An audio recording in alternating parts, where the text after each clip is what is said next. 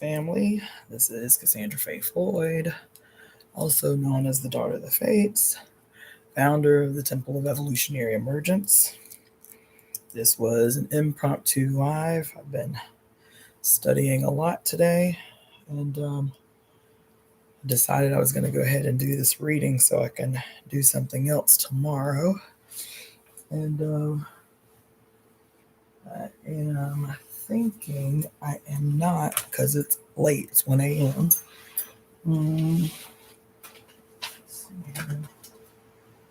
So I'm thinking I'm not going to use my noisemaker this morning to do the conspiracy, just so I don't, annoy my neighbors, since the walls around here are paper thin. Okay. So I'm going to go ahead and get started.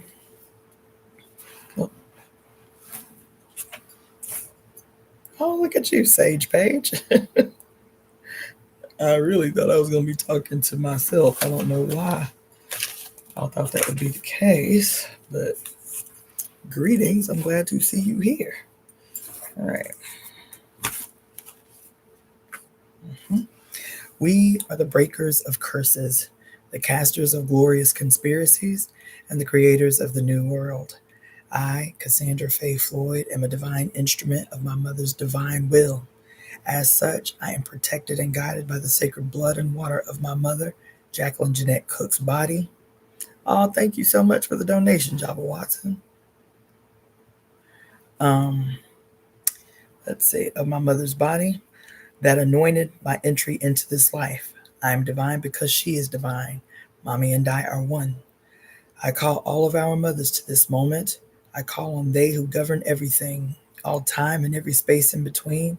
She with 10,000 names, today it is Oya, Yamaya, Oshun, Iyami Ajay, the divine architects of existence, the usheresses of the new age. Mommy and I are one. I call upon all our divine ancestors in the ashe of every mother on earth to break every curse ever cast upon the mother and her children, in all timelines and in every dimension. Mommy and I are one. We, the mother's divine children, conspire together today to forever bind those who have or would harm you, great mother. Mommy and I are one. We conspire together today to destroy everything and everyone in every timeline and every dimension that has caused suffering and despair. Mommy and I are one. Today, we embody the sacred and divine power of our mothers. Today, we the tree, we the weavers, rewrite all time. Today, we the tree, we the weavers, rewrite the book of life. Today, we our mothers' children call the winds of change. We conjure the primordial dark. We summon the sacred serpent deep from within the earth. We subdue the rogue sun. We control the light. We heal the harmed. We embolden the fearful. We instill courageous action. Today, we are staging a global evolution as is our mother's divine will. Mommy and I are one. We, the architects of the new age, now create the new institutions, the new traditions, the new culture, the new ways of being. We ecstatically welcome the radical destruction of all institutions of hate and harm erected by the godheads of war. Mommy and I are one. We have the power. We have the voice. We are the portals of change. Now we employ our sacred breath and give life and sacred blood to this conspiracy. Mommy and I are one. We command, come the wind, come the storm, come the lightning, capture and judge all godheads of war and all betrayers of the mother's divine will. Bring their confusion and war to an immediate end. Scatter them to oblivion, never to be resurrected. We are the fates. We are the furies. We are the Iyami Ajay. We are the disseminators of divine time, divine retribution, divine rectification, and evolutionary justice. Mommy and I are one. We are the restorers of heaven on earth under the mother's divine reign. We wake the sacred serpent from her sleep to assist us in this sacred assignment. Mommy and I are one. Love unlimited is our birthright. Harmony is our birthright. Ecstasy is our birthright. Pleasure is our birthright. Freedom is our birthright. This is her divine will, and we are the divine executors of her will. We speak her will into the now to reverberate throughout all time, all space, and all dimensions. It is certainly as we say, forever and ever. Mommy and I are one. Mommy and I are one. Mommy and I are one. Mm-hmm. I, Cassandra Faye Floyd, as a peculiar expression of the almighty divine she, the great cosmic mother, now join in breath with my global family to conspire on behalf of the whole made well. We are breathing these words together now to ensure that our home, her body, is restored to her original perfect glory. Her glory is perfect in peace, love, bliss, happiness, and ecstasy. This world exists because we collectively will it so. We, as the representatives of the Mother's reign on earth, speak this beautiful conspiracy as a single cosmic earthly orchestra to guarantee heaven on earth in joyful compliance with our Mother's divine will. Possessing the power of our mothers, we speak this glorious future now. It is certainly as we say, forever and ever. Mommy and I are one. Mommy and I are one. Mommy and I are one. I see you, Sage Page. You said you've been crying all day, so you happy to see my face. Um, May the mother's loving embrace keep you while you're going through what you're going through. Greetings, Java Watson. Greetings, Sahara. Okay, I got a whole giant lot I want to talk to y'all about today, but I am going to wait to see how I feel after I do this reading because I'm committed to reading this book. You feel me? I re-listened to the live that I did yesterday where I was supposed to read the book and didn't read the book because I went off on a rampage that was a well-needed rampage, but that rampage in re-listening to it today or yesterday, there was so much that came through that ceremony yesterday. There was so much. I was taking notes like a crazy person on the live that I did yesterday. There was so much that sent me so much deeper into things that I covered yesterday. And so that's probably going to be part of what I do today while I scratch my boobies. But I am committed to read this book. I am convinced that there is something in here for us, but we have to get to it in order to get at it. You feel me? So anyway, so we did that. All right. So I know some people were saying they went ahead and bought the book.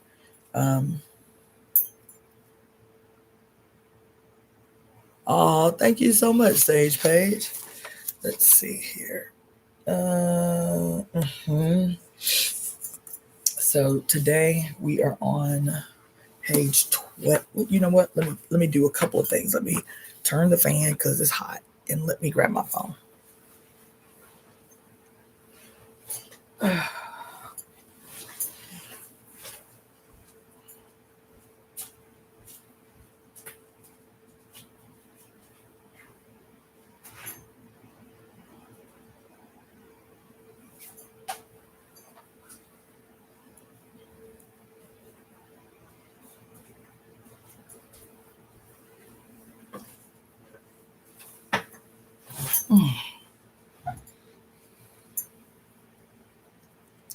Okay.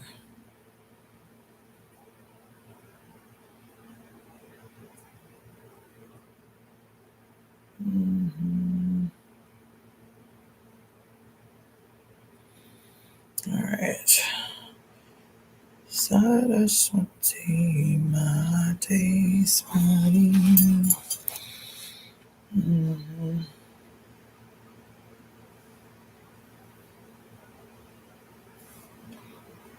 Veena Pani.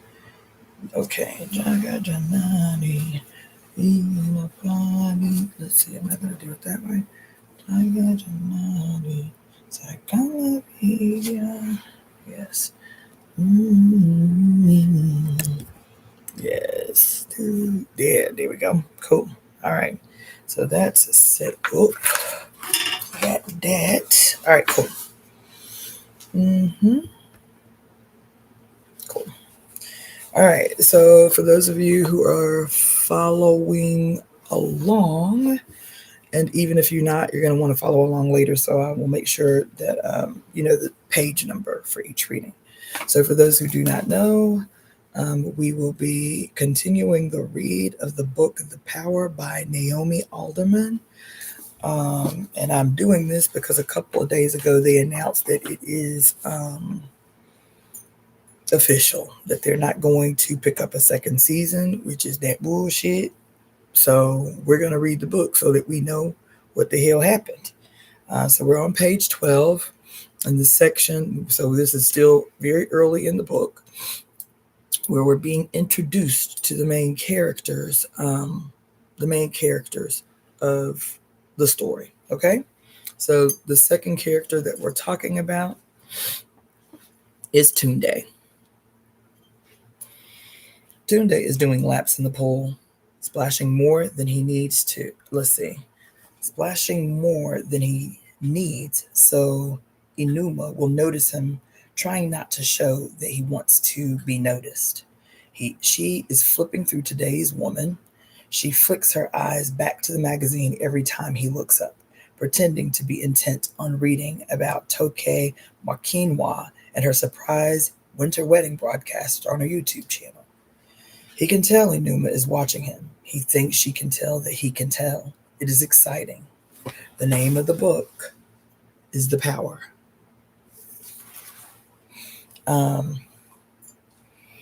Let's see. Tunde is 21, just out of that period of his life where everything seemed the wrong size, too long or too short, pointing in the wrong direction, unwildly. Enuma is 4 years younger, but more of a woman than he is a man. Demure but not ignorant. Not too shy either. Not in the way she walks, or the quick smile that darts across her face when she understands a joke a moment before everyone else. Can young guys hear me? Because I'm trying not to talk too loud because it's 1 o'clock in the morning and my walls are paper thin. Can everybody hear me? Thumbs up.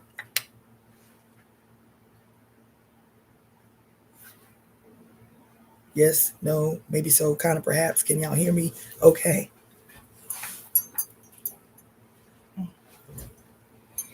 Okay, great. All right. Let's see.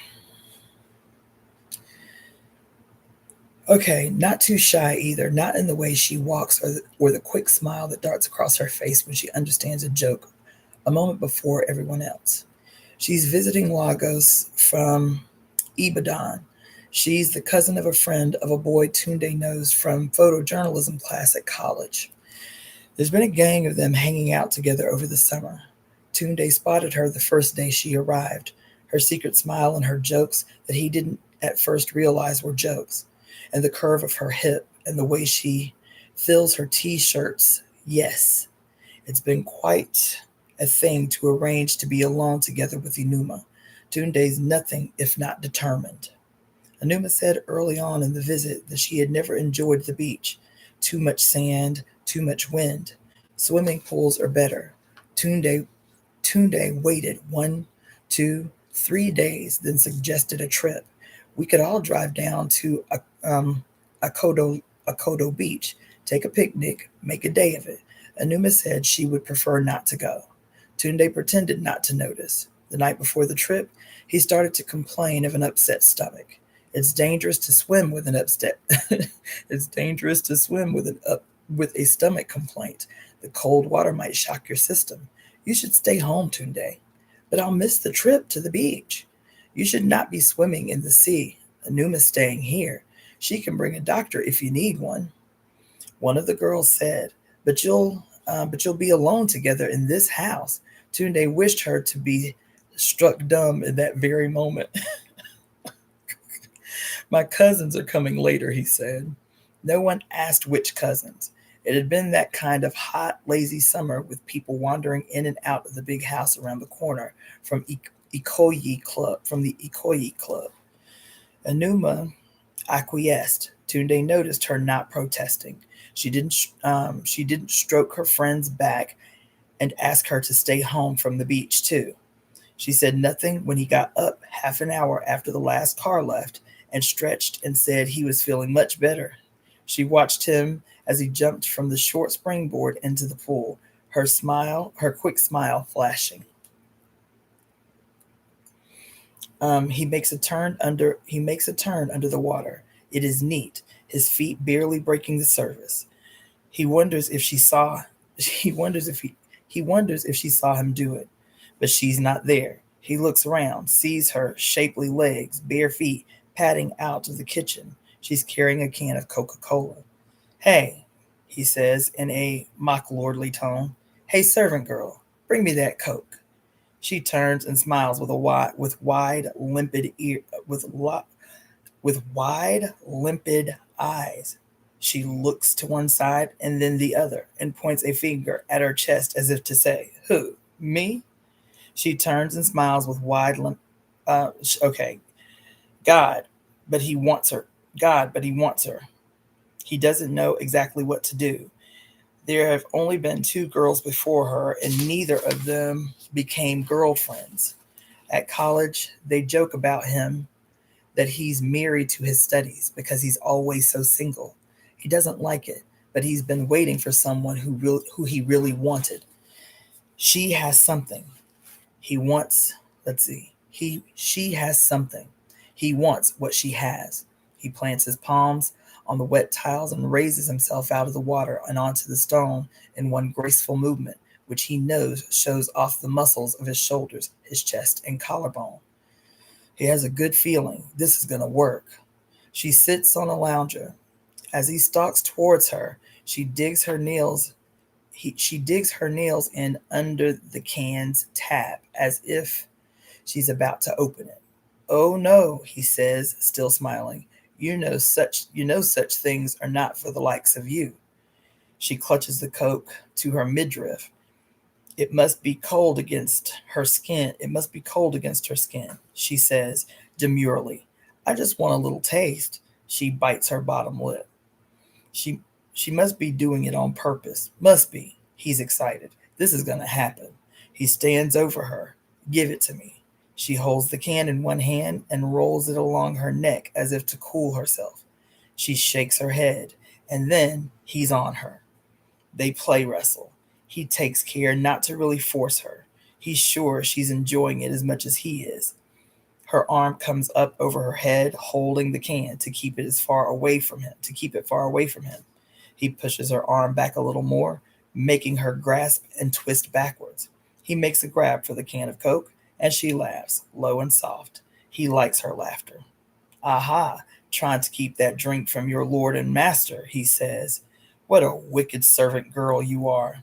And she laughs again and wriggles more, her breast pushed up against the V-neck of her swimming costume. "You'll never have it," she says. "I will defend it with my very life." And he thinks, clever and beautiful. May the Lord have mercy upon my soul. She's laughing, and he's laughing. He leans his body weight into her.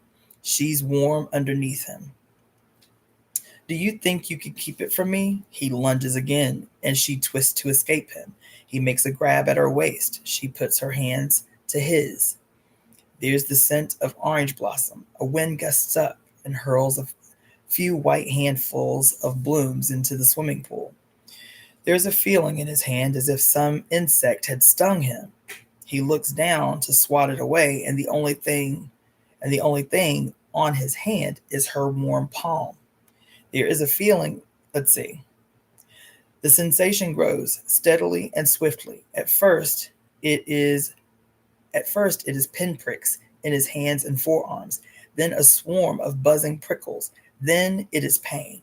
He is breathing too quickly to be able to make a sound. He cannot move his left arm. His heart is loud in his ears. His chest is tight. She is still giggling, soft and low. She leans forward and pulls him closer to her. She looks into his eyes. Her irises are lined with lights of brown and gold, and her lower lip is moist. He is afraid. He is excited. He realizes that he could not stop her. Whatever she wanted to do now, he could not stop her, whatever she wanted to do now. The thought is terrifying. The thought is electrifying. He is achingly hard now and does not know when that happened. He cannot feel anything at all in his left arm. She leans in, bubblegum breath, and kisses him softly on the lips. Then she peels away, runs to the pool, and dives in one smooth, practiced movement. He waits for the feeling to come back to his arm. She does her laps in silence, not calling to him or splashing water at him. He feels excited. He feels ashamed. He wants to talk to her, but he is afraid. Maybe he imagined it all. Maybe she will call him a bad name if he asks her what happened. He walks to the stall on the corner of the street to buy a frozen orange drink so he won't have to say anything to her. When the others come back from the beach, he falls in gladly with plans to visit a further cousin that day. He wants very much to be distracted and to not be alone. He does not know what happened, nor is there anyone he could discuss this with. When he imagines asking his friend Charles about it or Isaac, his throat clamps shut. If he said what happened, they would think he was crazy or weak or lying. He thinks of the way she laughed at him. He finds himself searching her face for signs of what happened. What was it?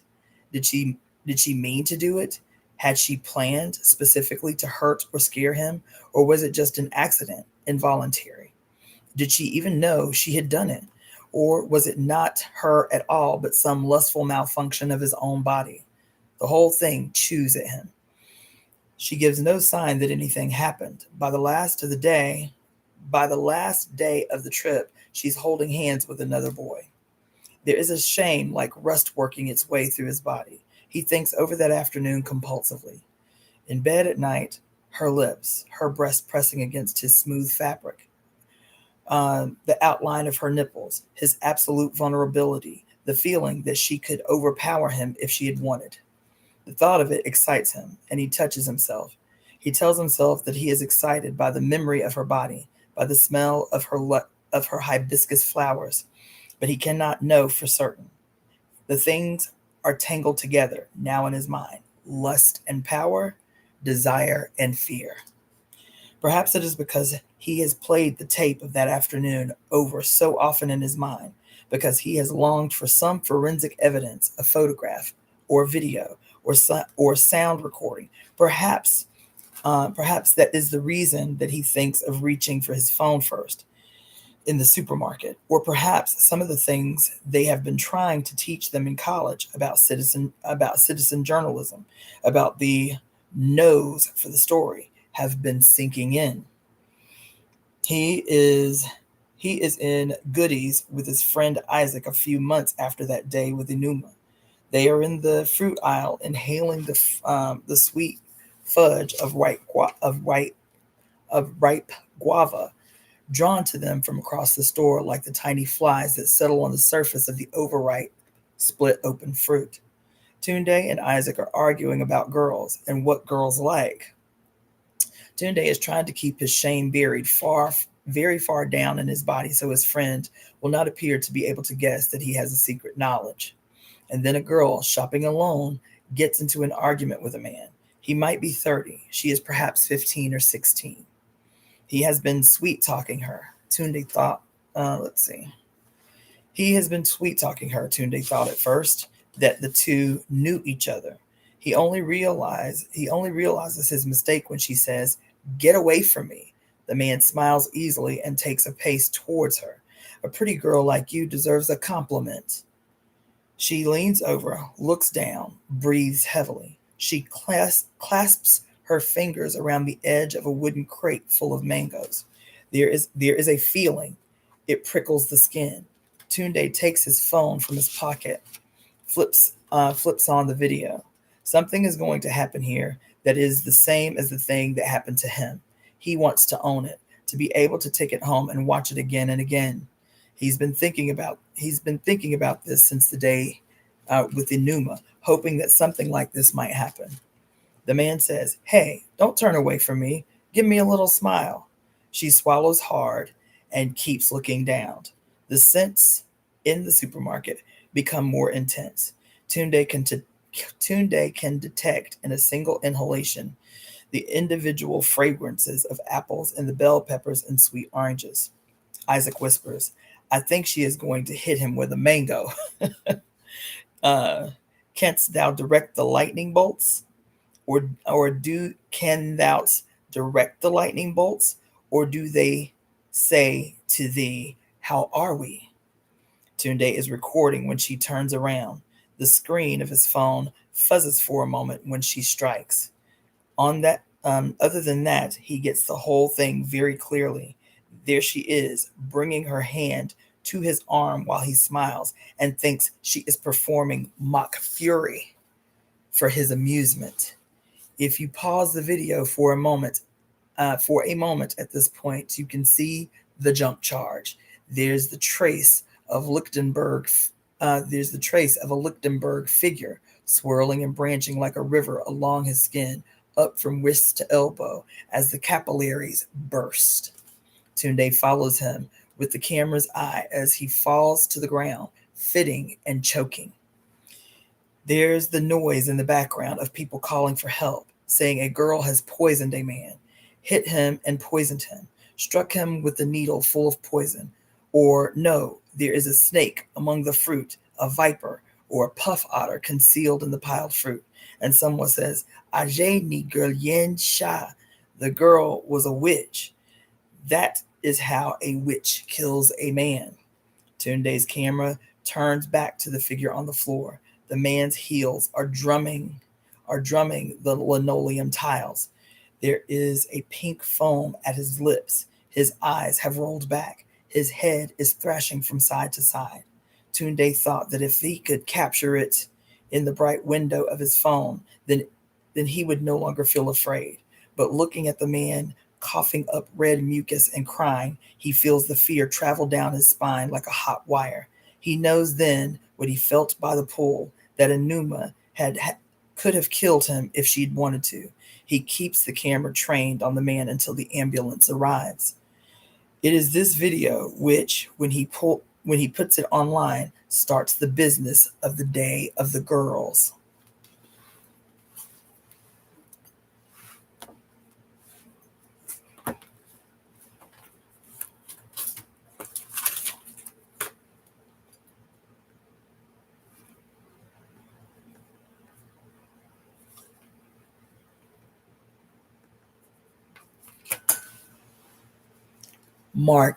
Margot. It has to be fake. Fox News is saying not. Fox News would say whatever makes the most people tune into Fox News. Sure, still, what are these lines coming out of her hands? Electricity? But that's just, yeah, where'd it come from? Nigeria, I think. It went up yesterday. There are a lot of nut jobs out there, Daniel. Fakers, scammers. There are more videos. Since this one went out, there have been 4, 5 faked. People get excited about these things. It's what they call it, a meme. You heard about the thing with Slender Man, right? Some girls tried to kill their friend as a tribute to him. Terrible. It's 4 or 5 videos every hour, Margot. Fuck. Yep. Well, what do you want me to do about it? Close the schools? Can you even imagine what I'll get from the parents? Can you even imagine the millions of voting parents and what they'll do if I send all their kids home today? Can you imagine what you'll get from the teachers unions if one of their membership is injured, crippled, killed? Imagine the liability. Killed? Can't be certain. Margot stares down at her hands, clutching the edge of the desk. She's going to look like an idiot going along with this. It has to be a stunt for a TV show. She'll be the shit for brains, the mayor who closed the schools of this major metropolitan area because of a fucking practical joke. But if she doesn't close them and something happens, Daniel will get to be the governor of this great state, who warned the mayor, who tried to convince her to do something, but all to no avail. She can practically see the tears running down his cheeks as he gives this interview via live from the governor's mansion. Fuck. Daniel checks his phone. They've announced closures in Iowa and Delaware, he says. Fine. Fine meaning? Fine meaning fine. Do it. Fine. I'll close them. There are 4 or 5 days where she barely goes home. She doesn't remember leaving the office or driving back or crawling into bed. Although she supposes she must have done these things, the phone doesn't stop. She goes to bed clutching it and wakes up holding it. Bobby has the girls, so she doesn't need to think about them. And God forgive her, they don't cross her mind. This thing is broken out across the world and no one knows what the fuck is going on. To start with, there were confident faces on the TV, spokespeople from the CDC saying it was a virus, not very severe. Most of the people recovered fine, and it just looked like young girls electrocuting people with their hands. We all know that's impossible, right? That's crazy. The news anchors laughed so hard they cracked their makeup. They cracked their makeup. Just for fun, they brought in a couple of marine biologists to talk about electric eels and their body pattern. A guy with a beard, a gal with glasses, aquarium fish in a tank. Makes for a solid morning segment. Did you know the guy who invented the battery was inspired by looking at the bodies of electric eels? I did not know that, Tom. That is fascinating. I've heard they can fail a horse. You're kidding. I'd never even imagined it. Apparently, a lab in Japan powered their Christmas tree lights from a tank full of electric eels. We can't do that with these girls now, can we? I would think not, Kristen. I would think not. Although doesn't Christmas seem to come earlier every year? And now the weather and doesn't let's see. Although doesn't Christmas seem to come earlier every year? And now weather on the ones. Margot and the office of the mayor take it seriously days before the news desks understand that it's real. They're the ones who get the early reports of fighting in the playgrounds, a strange new kind of fighting, which leaves boys, mostly boys, sometimes girls, breathless and twitching, with scars like unfurling leaves winding up their arms or legs or across the soft flesh of their middles. Their first thought after disease is a new weapon, something these kids are bringing to school. But as the first week trickles into the second, they know that it's not. They latch on to any crazy theory going, not knowing how to tell the plausible from the ridiculous. Late at night, Margot reads a report from a team in Delhi, who are the first to discover the strip of striated muscle across the girl's collarbones, which they name the organ of electricity, or the skein for the twisted strands. At the points of the collar are electroreceptors enabling, they theorize, a form of electroecholocation. Oh my fucking God.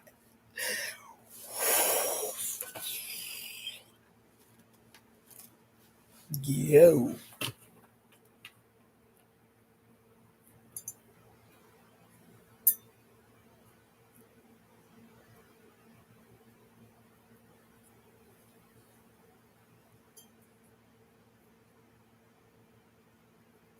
Damn.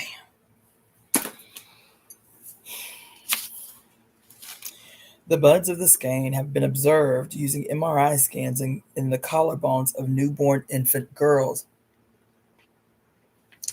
Girl, quit, QB, girl, if you don't get out my goddamn head.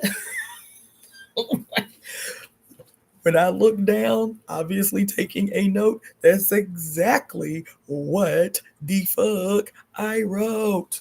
Oh my God. Woo. Yo. Listen. Oh my God.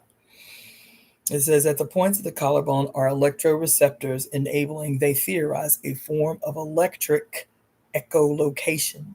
The buds of the skein have been observed using MRI scans in the collarbones of newborn infant girls. Margot photocopies this report and has it emailed to every school in the state. For days, it is the only good science in a host of garbled interpretation. Even Daniel's momentarily grateful before he remembers that he hates her. An Israeli anthropologist suggests that the development of this organ in humans is proof positive of the aquatic ape hypothesis. Child, I didn't know I was going to be up in here studying, reading a fictional novel. Let me keep my pen close. The aquatic ape hypothesis that we are naked of hair because we came from the oceans, not the jungle, where once we terrified the deeps like the electric eel, the electric ray. Preachers and televangelists grab the news and squeeze it, finding in the sticky entrails the unmistakable signs of the impending end of days. A fistfight breaks out on a popular news discussion program between a scientist who demands that the electric girls be investigated surgically and a man of God who believes they are the harbingers of the apocalypse and must not be touched by human hands. There is an argument already about whether this thing was always latent in the human genome and has been reawoken, or whether is a mutation, a terrible deformity. Just before sleep, Margot thinks of winged ants and how there would be just one every day. Just before sleep, Margot thinks of winged ants and how there would be just one day every summer that the house at the lake would swarm with them, thickly upon the ground, clinging to the timber-clad frame, vibrating on the tree trunks, the air so full of ants that you'd have thought you might breathe them in. They live underground, those ants, all year long, entirely alone. They grow from their eggs. They eat what dust and seeds or something, and then they wait and wait. And one day, when the temperature has been just right for the right number of days, and when the moisture is just so, they all take to the air at once to find each other. Margot couldn't tell this kind of thought to anyone else. They'd think she'd gone crazy from the stress, and God knows there were enough people looking to replace her anyway. Still, she lies in bed after a day of dealing with reports of burned kids and kids with seizures and girl gangs fighting and being taken into custody for their own protection, and thinks, why now? Why right now? Why right now? And she comes up again and again with those ants biding their time, waiting for the spring. 3 weeks in, she gets a call from Bobby to say that Jocelyn's been caught fighting. They'd separated the boys from the girls on the 5th day. It seemed obvious. It seemed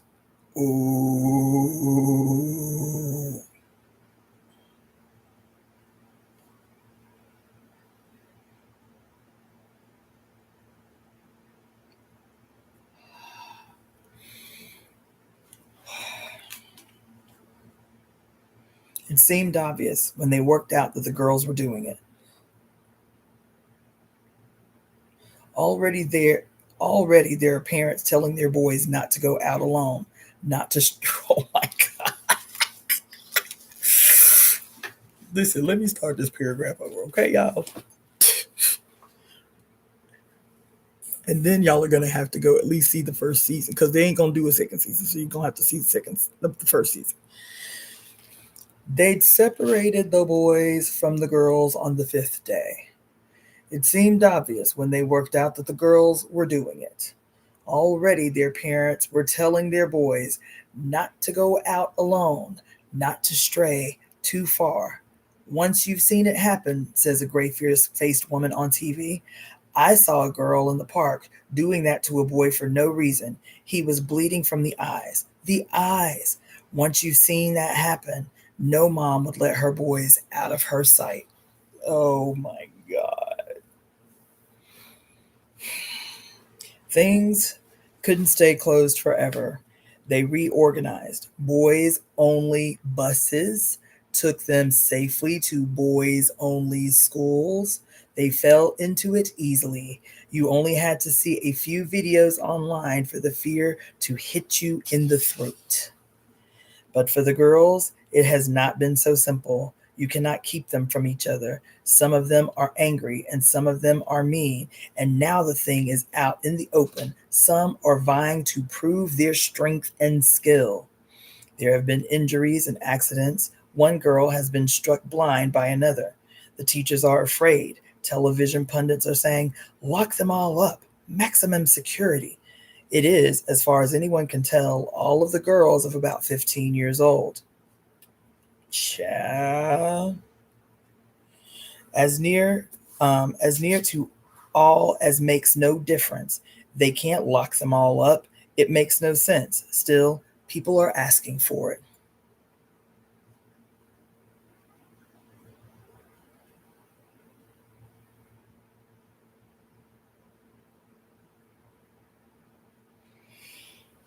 Now Jocelyn's, let's see. Now Jocelyn's been caught fighting. The press have it before Margot. The press have it before Margot can make it go. Let's see. The press have it before Margot can make her way home to see her daughter. News trucks are setting up on her front lawn when she arrives. Madam Mayor, would you care to comment on the rumors that your daughter has put a boy in the hospital? No, she would not care to comment. Bobby is in the living room with Maddie. She's sitting on the couch between his legs, drinking her milk and watching Powerpuff Girls. She looks up as her mother comes in, but doesn't move, flicks her eyes back to the TV set. 10, going on 15. Okay. Margot kisses the top of Maddie's head, even as Maddie tries to look around her, back to the screen. Bobby squeezes Margot's hand. Where's Joss? Upstairs. And she's as scared as anyone. Yeah. Margot closes the door of the bedroom softly. Jocelyn is on her bed, legs stretched out. She's holding Mr. Bear. She's a child, just a child. I should have called, Margot says Margot. As soon as it started, I'm sorry. Jocelyn's near to tears. Margot sits on the bed gently, as if not to tip her full pail over. Dad says you haven't hurt anyone, not badly. There's a pause, but Jaws doesn't say anything, so Margot just keeps talking. There were 3 other girls.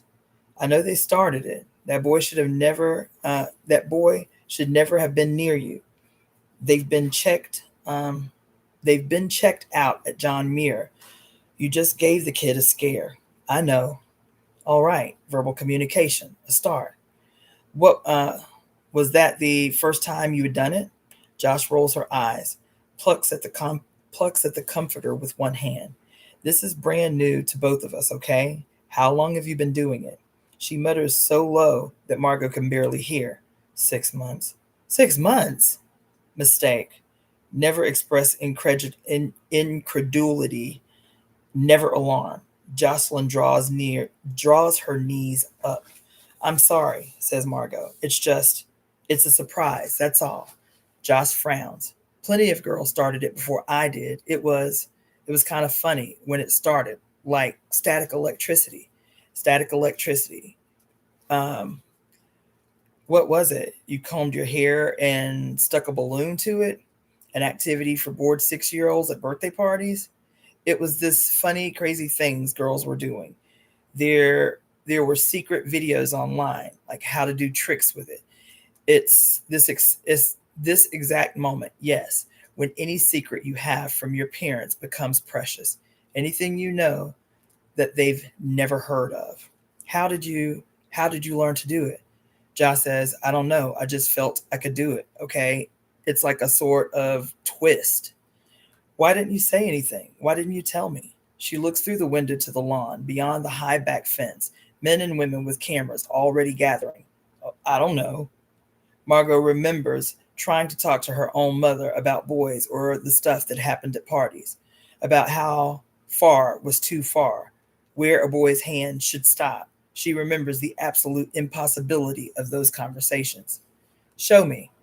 Josh narrows her eyes. I can't. I'd hurt you.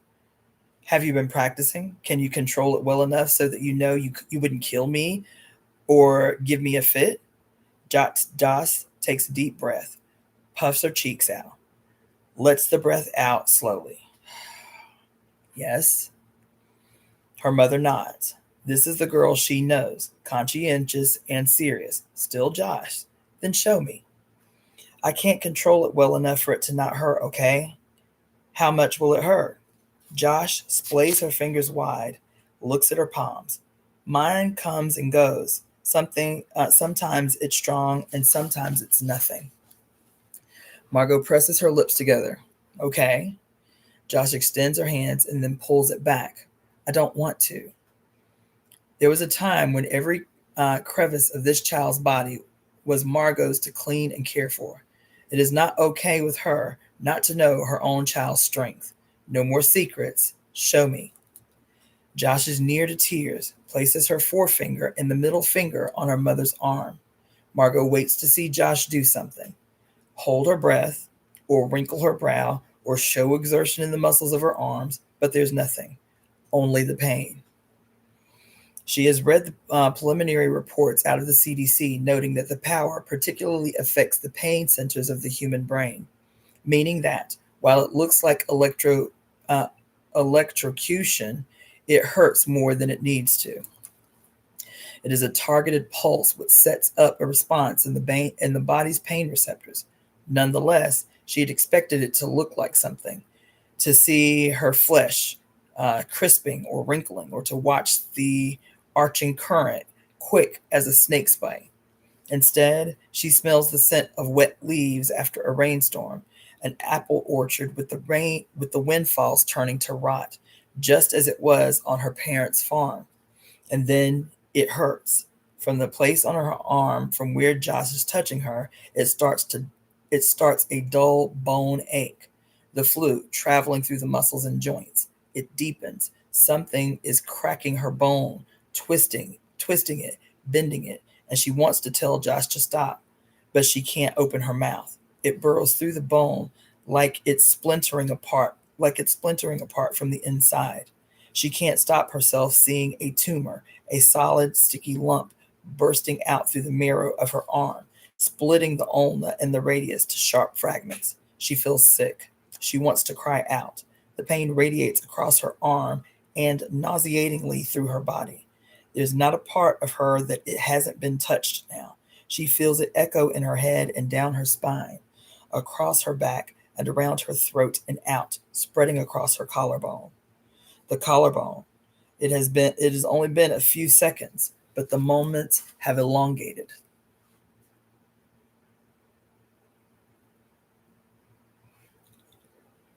Only pain can bring such attention to the body. This is how Margot notices the answering echo in her chest. Among the forest and mountains of pain, a chiming note along her collarbone, like answering to like.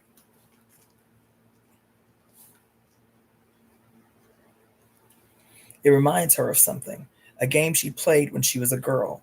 How funny. She hasn't thought of that game in years. She never told anyone about it. She knew she mustn't, although she couldn't say how she knew. In the game, she was a witch, and she could make a ball of light in the palm of her hand. Her brothers played that they were the spacemen with plastic ray guns they'd bought with cereal packet tokens. But the little game she had played entirely by herself among the beech trees along the rim of their property was different. In her game, she didn't need a gun or a space helmet or a lightsaber. In the game Margot played when she was a child was enough all by herself. There is a tingling feeling in her chest and arms and hands, like a dead arm waking up. The pain is not gone now, but it is irrelevant. Something else is happening. Instinctively, she digs her hands into Jocelyn's patchwork comforter. She smells the scent of the beech trees as if she were back beneath the woody protection, their musk of old timber and wet loam. She sendeth her lightning even unto the ends of the earth. When she opens her eyes, there is a pattern around each of her hands, concentric circles, light and dark, burned into the comforter where her hands had clutched it. And she knows, she felt that twist, and she remembers that maybe she has always known it, and it has always belonged to her. Hers to cup in her hand.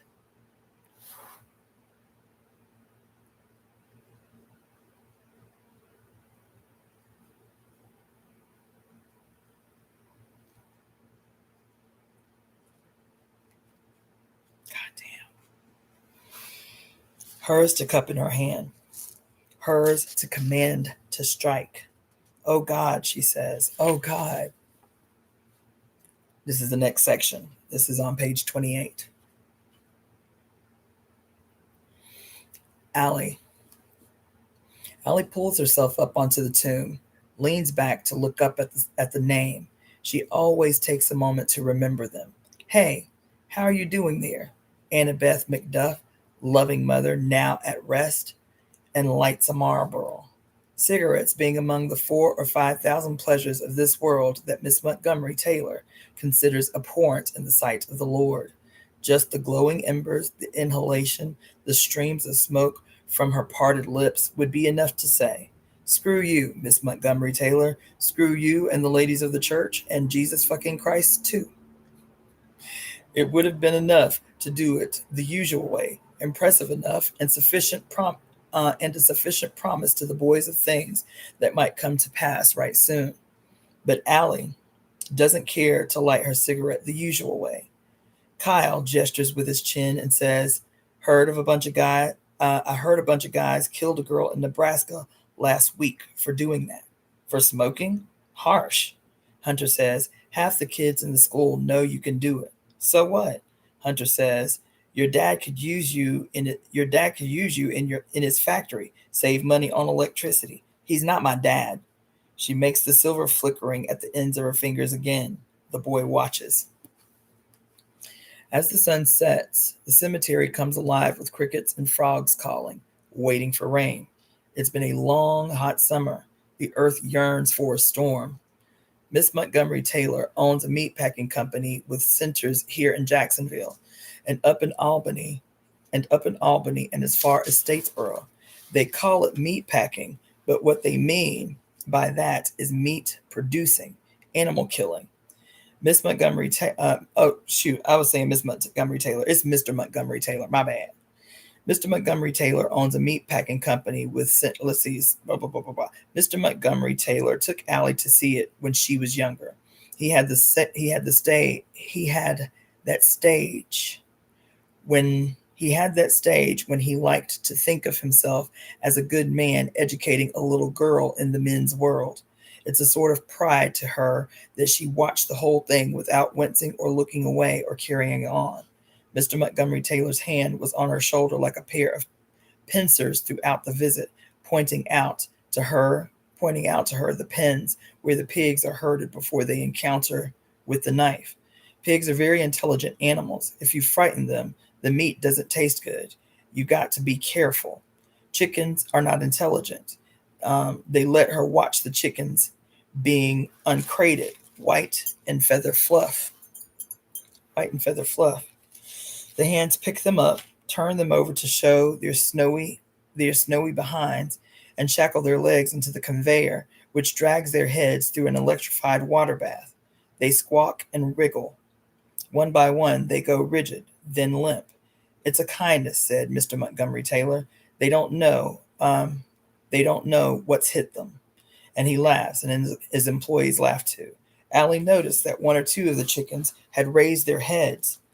The water hadn't stunned them. They were still awake as they passed along the line, still conscious as they entered the scalding tank. Efficient, hygienic, and kind, said Mr. Montgomery Taylor. Allie thought of Mrs. Montgomery Taylor's ecstatic speeches about hell and about the whirling knives and the scalding water that will consume your whole body, boiling oil and rivers of molten lead. Allie wanted to run along the line and pop the chickens out of their shackles and set them free, wild and angry. She imagined them coming for Mr. Montgomery Taylor in particular, taking their revenge in beaks and claws. But the voice said to her, "This is not the time, daughter. This is not the time, daughter. Your moment has not come." The voice has never led her wrong yet, not all the days of her life. So Allie nodded and said, "It's very interesting. Thank you for bringing me." It wasn't long after her visit to that factory that she noticed this thing she could do. There was no urgency in it. It was like the day she noticed her hair had gotten long. It must have been happening all that time, quietly. They were at dinner. Allie reached for her fork, and a spark jumped from her hand. The voice said, "Do it again. You can make that happen again. Concentrate." She gave a little twist or a flick of something in her chest, and there it was, a spark. "Good girl," said the voice, "but don't show them. This is not for them."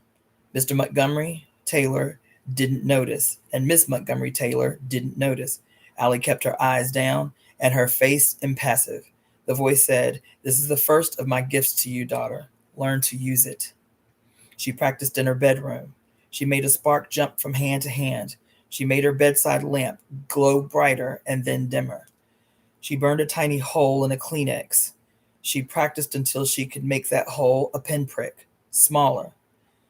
These things demand constant, focused attention. She's good at that. She's never heard of anybody else who can light their cigarettes with it. The voice said, there will be a day to use this, and on that day you will know what it is to do. You will know what to do. Usually she let the boys touch her if they wanted. That's what they think they've come to this graveyard for. A hand sliding up the thigh, a cigarette popped from the mouth like a candy, held to one side while there's kissing. Kyle props himself up next to her, puts his hand on her midriff, starts to bunch the fabric of her top. She stops him with a gesture. He smiles. "Come on now," he says. He tugs her top up a little. She stings him on the back of his hand. Not a lot, just enough to give him pause. He pulls his hand back, looks at her and aggrieved at Hunt looks at her looks at her and aggrieved at Hunter. "Hey, what gives?" She shrugs. "I'm not in the mood." Hunter comes to sit on the other side of her.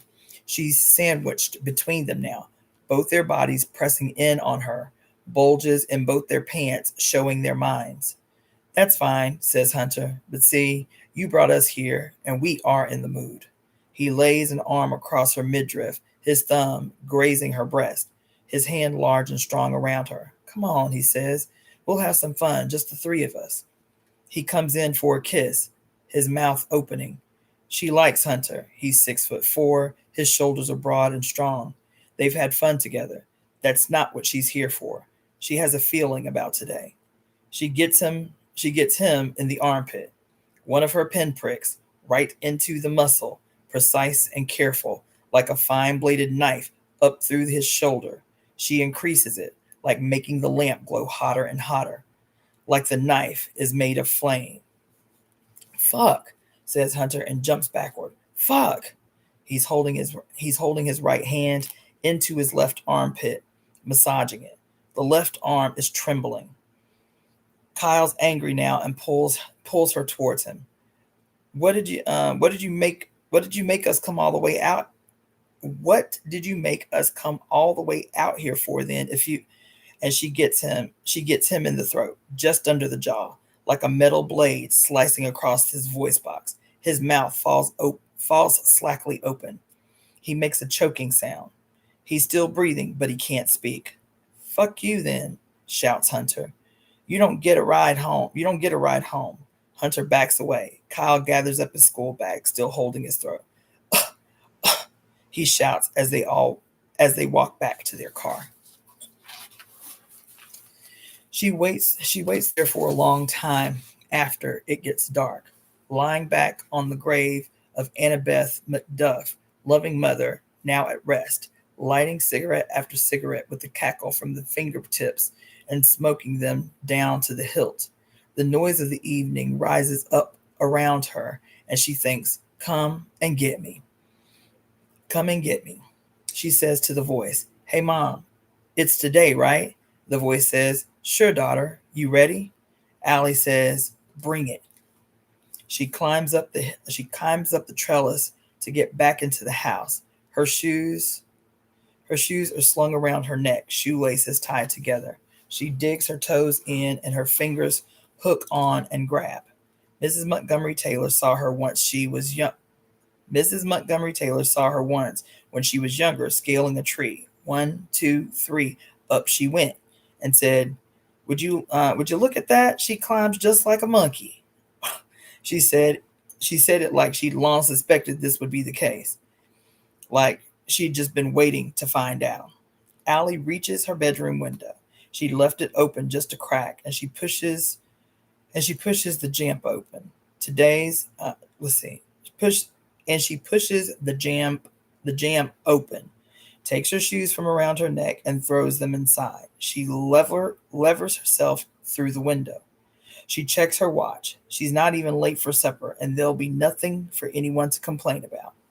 She lets out a sort of laugh, low and croaking, and the laugh meets her in return, and she realizes there's someone else in the room. She knows who it is, of course. Mr. Montgomery Taylor unfolds himself from the easy chair like one of the long-armed machines from his production line. Allie draws breath, but before she can form half a word, he hits her. He hits her very hard across the mouth, backhanded, like like a tennis swing at the country club. The pop of her jaw is the thunk of the ball hitting the racket. His particular kind of rage has always been very controlled, very quiet. The less he says, the angrier he is. He's drunk. She can smell it. And he's furious, and he mutters, "Saw you. Saw you in the graveyard with those boys, filthy little whore." Each word punctuated with a punch, or a slap, or a kick. She doesn't roll into a ball. She doesn't beg him to stop. She knows it only makes him go longer. He pushes her knees apart. His hand is at his belt. He's going to show her what kind of a little whore she is, as if he hadn't shown her many times in the past. Mrs. Montgomery Taylor sits downstairs listening to polka on the radio, drinking sherry, and slowly but unceasingly little sips which couldn't do no one any harm.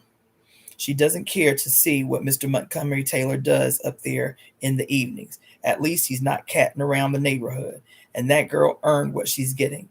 If an interviewer from the Sun Times, taking an interest for some reason in all small doings of this little home, had placed a microphone to her mouth at that moment and said, "Miss Montgomery Taylor, what do you think your husband is doing to that 16-year-old mixed race girl you took into your house out of Christian charity? What do you think he's doing to make her holler and carry on like that?"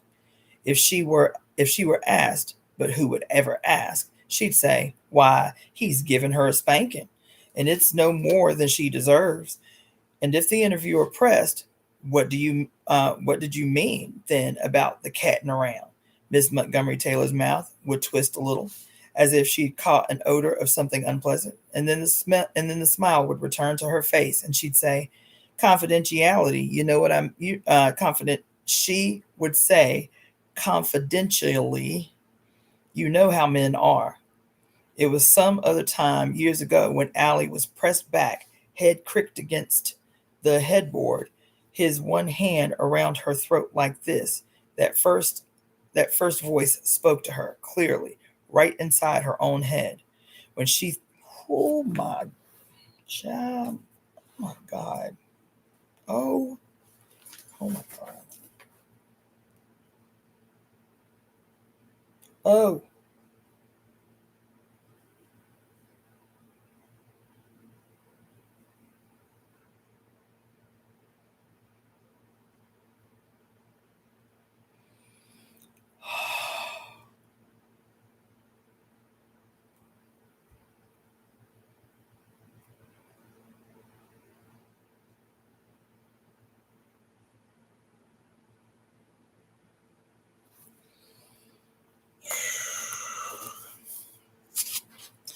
There was some other time years ago when Allie was pressed back, head creaked against the headboard, his one hand around her throat like this, that the voice first spoke to her clearly, right inside her own head.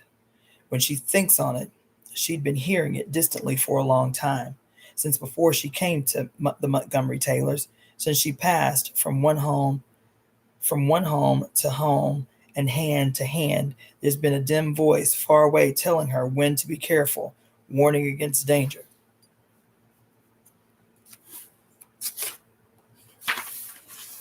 The voice had said, "You are strong. You will survive this." And Allie had said, as she had tightened his grip on her neck, "Mom." And the voice said, "Sure. Nothing special has happened today. No one can say she was more provoked than usual. It is only that every day one grows a little.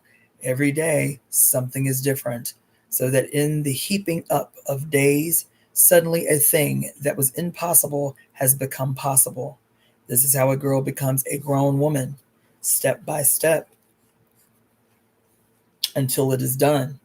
As he plunges, she knows, that she could do it, that she has the strength, and perhaps she has had enough for weeks or months, but only now is she certain.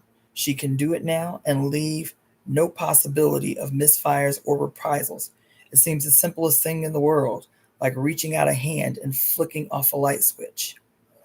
She cannot think why she hasn't decided to turn out this old light before. She says to the voice, "Is now, isn't it?" The voice says, "You know it." There's a smell like rain in the room, so that Mr. Montgomery Taylor looks up, thinks that the rain has started at last, that the parched earth is drinking it in great gulps. He thinks it might be coming up through the window, but his heart is gladdened by the thought of rain even as he continues with his business. Allie brings her hands up to his temples, left and right. She feels the palms of her mother around her own small fingers. She is glad Mr. Montgomery Taylor is not looking at her, but instead out through the window, searching for the non-existent rain. She maketh a channel for the thunderbolt, and setteth a path for the storm. God damn. Child, she maketh a channel for the thunderbolt, and setteth a path for the storm. God damn. God damn.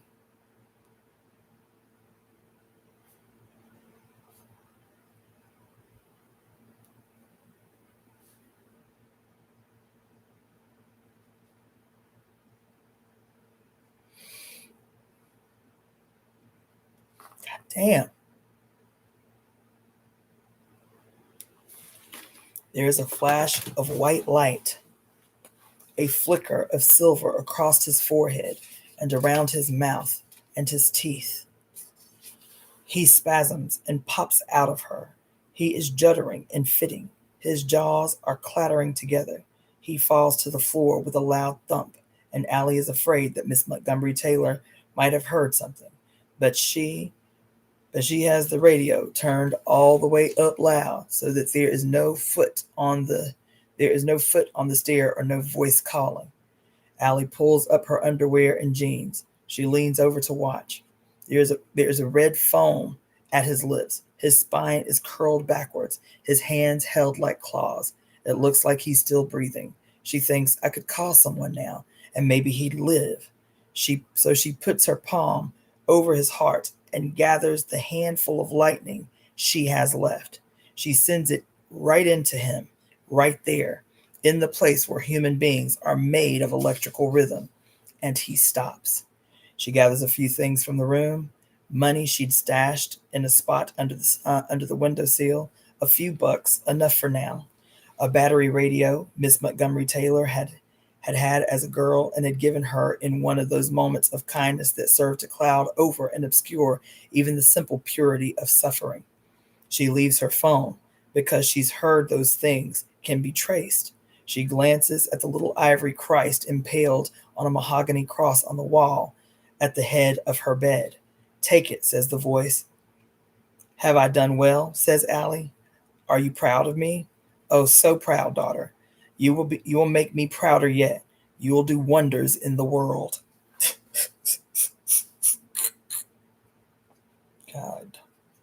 Allie thrusts the little crucifix into her duffel bag. She has always known she must never tell anyone about the voice. She's good at keeping secrets. Allie looks at Miss Montgomery Taylor one last time before she levers herself out of the.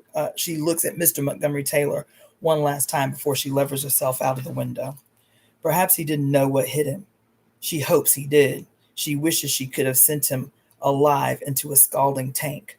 She thinks, as she drops down from the trellis and crosses the back lawn, that maybe she should have tried to filch a knife from the kitchen before she left. But then she remembers, and the thought makes her laugh. That aside from cutting her dinner, she really has no need for a knife. No need at all. Yeah, my God. Listen. Fuck. I'm going to show y'all an image. The image says 3 images of the Holy Mother, approximately 500 years old, found in a dig in South Sudan. I'll show y'all on IG first. Look at this picture. Look at these images.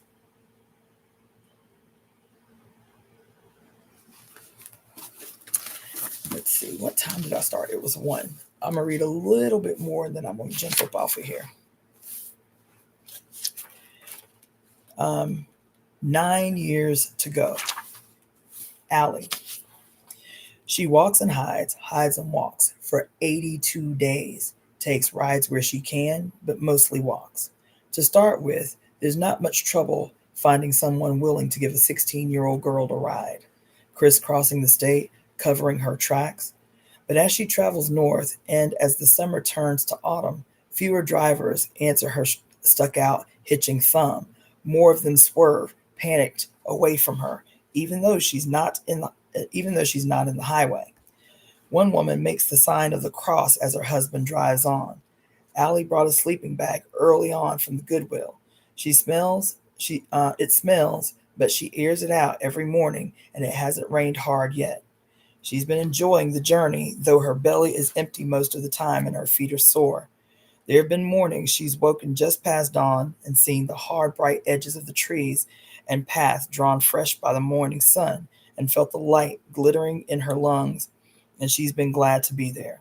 Once, there was a gray fox that kept pace with her for 3 days, walking a few arms' length away, never coming close enough to touch, but never drifting too far away either, except to take a rat once, returning with the body soft in her mouth and the blood on her muzzle. Allie said to the voice, "Is she a sign?" And the voice said, "Oh yes, keep on trucking, girl." Allie hasn't been reading the newspapers, and she hasn't been listening to her little radio. She doesn't know it, but she's missed the day of the girls completely. She doesn't know that that's what saved her life. Back in Jacksonville, Mrs. Montgomery Taylor walked upstairs at bedtime, expecting to find her husband in his study reading the paper and the girl suitably chastened on the subject of her misdeeds. In the girl's bedroom, she saw what was to be seen. Allie had left Mr. Montgomery Taylor with his pants around his ankles, his members still partially tumescent, a bloody foam staining the cream rug. Miss Montgomery Taylor sat on the rumpled bed for a full half hour, just looking at Clyde Montgomery Taylor. She breathed, and after a first quick gasp, slowly and easily, "The Lord giveth," she said to the empty room at last, "and the Lord taketh away." She pulled Clyde's pants up and remade the bed with fresh linens, being careful to step around him. She thought of propping him up in a chair at his desk and laundering the rug. But although she grieved for the indignity of him there, tonguing the floor, and the indignity of him there tonguing the floor. She doubted she had the strength for it. Besides, the story told itself better if he had been in the girl's room delivering the catechism. She summoned the police, and when the men came, sympathetic, at midnight, she gave testimony. To have given a home to the wolf and succor to the rabid dog. She had photographs of Allie. That would have been plenty enough to find her. Let's see. That would have been plenty enough to find her in a few days. That very night. Let's see. That would have been plenty enough to find her in a few days if that very night the calls had not started to the police station and the one in Albany and in Statesboro and through the country, spreading out, branching and rebranching. The calls lighting up the police stations like a vast and spreading web.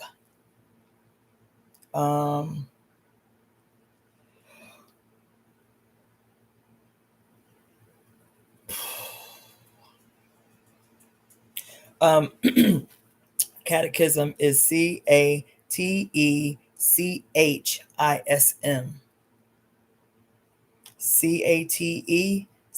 Catechism.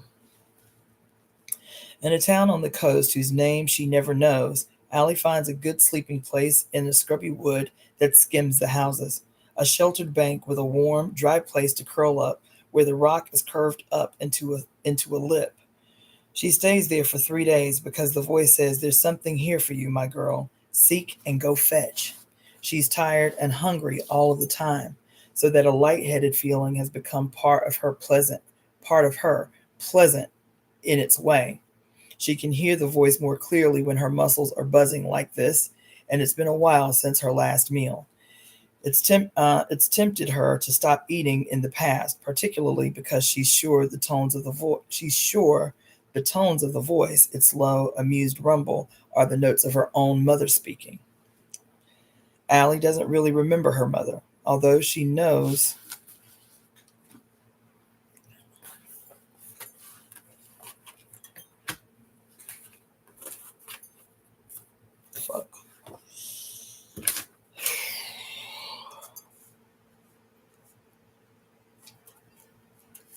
Yeah.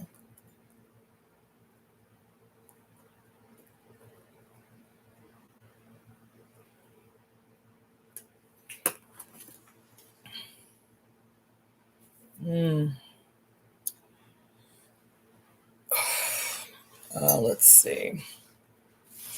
Allie doesn't really remember her mother, although she knows she had one, of course. The world began for her in a bright flash when she was somewhere between 3 and 4. She had been at the mall with someone because she had a balloon in one hand and a snow cone in the other, and the someone, not her mother, she's sure of that, she'd know that, was saying, now you must call this lady Aunt Rose, and she will be kind to you. It was in that moment that she first heard the voice, when she looked up into Aunt Rose's face, and the voice said, kind. Sure. Ugh. And the voice said, kind, sure. I don't think so. The voice had never steered her wrong since then. Aunt Rose turned out to be a mean old lady who'd call Allie bad names when she had a little to drink, and she liked to drink most every day. The voice told Allie what to do, how to pick the right teacher at school, how to tell the story in such a way that she didn't seem to be saying it artfully at all. But the lady after Aunt Rose was even worse. The lady after Aunt Rose was even worse. Let's see.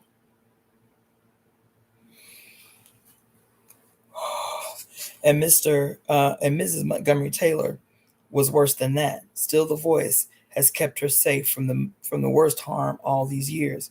She still has all her fingers and toes, though that's been a near run thing. And now it's telling her, stay here, wait for it. She walks into town every day and explores every place that's warm and dry and where they don't throw her out. The library, the church, the little overheated museum of the Revolutionary War. And on the third day, she manages to sneak into the aquarium. It's off season. No one's minding the door. Nobody's minding the door so hard, and it's only a small space. It's only a small space anyway. 5 rooms strung together at the end of a line of stores. Wonders of the deep, says the sign outside. Allie waits until the guy at the door has wandered off to get a soda, leaving a back in 20 minutes sign, and she flips the sign open, the little wooden door, and walks straight in. Because it's warm, really. Because it's warm, really. And because the voice told her to look everywhere, no stone unturned. She can feel there's something here for her as soon as she walks into the room, full of brightly lit tanks with fish of 100 colored kinds patrolling the water back and forth. Oh.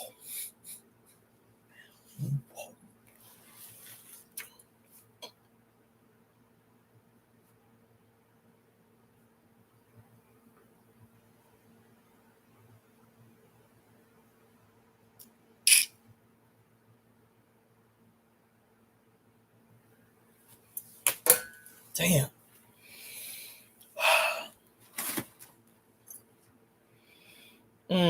She can feel there's something here for her as soon as she walks in. Let me get some water. Hold on.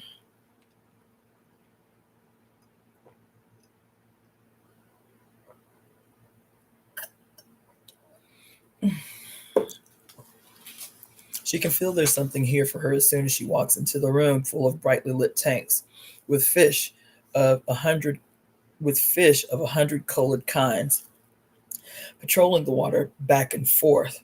She feels it across her chest, in her collarbone, down to her fingers. There's something here. Another girl who can do the thing that she can do. No, not a girl.